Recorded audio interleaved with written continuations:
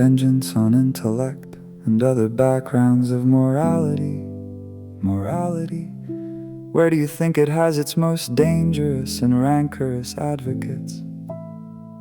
There, for example, is an ill-constituted man who does not possess enough of intellect to be able to take pleasure in it, and just enough of culture to be aware of the fact, bored, satiated, and a self-despiser, besides being cheated unfortunately by some hereditary property out of the last consolation, the blessing of labor, the self-forgetfulness in the day's work, one who is thoroughly ashamed of his existence, perhaps also harboring some vices, and who, on the other hand, by means of books to which he has no right, or more intellectual society than he can digest, cannot help vitiating himself more and more, and making himself vain and irritable. Such a thoroughly poisoned man for intellect becomes poison culture, becomes poison possession, becomes poison solitude, becomes poison to such ill-constituted beings, gets at last into a habitual state of vengeance and inclination for vengeance. What do you think he finds necessary, absolutely necessary, in order to give himself the appearance in his own eyes of superiority over more intellectual men, so as to give himself the delight of perfect revenge, at least in imagination? It is always morality that he requires, one may wager on it, always the big moral words, always the high-sounding words, justice, wisdom, holiness, virtue, always the stoicism of gestures. How well stoicism hides what one does not possess.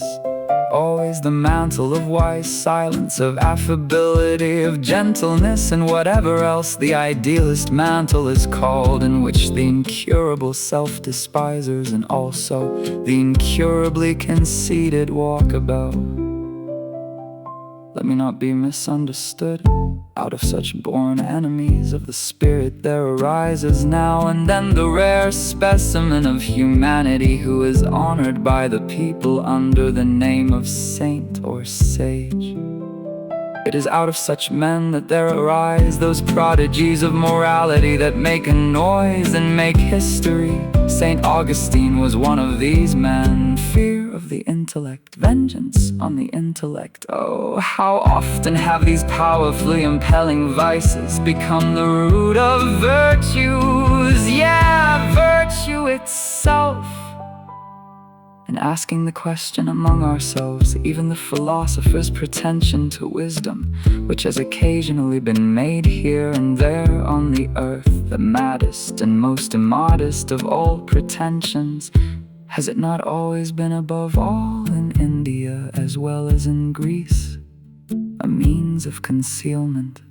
Sometimes, perhaps, from the point of view of education, which hallows so many lies, it is a tender regard for growing and evolving persons, for disciples who have often to be guarded against themselves by means of the belief in a person, by means of an error.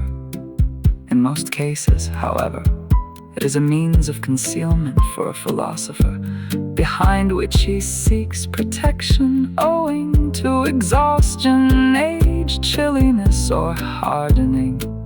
As a feeling of the approaching end, as the sagacity of the instinct which animals have before their death, they go apart, remain at rest, choose solitude, creep into caves, become wise. What? Wisdom a means of concealment of the philosopher from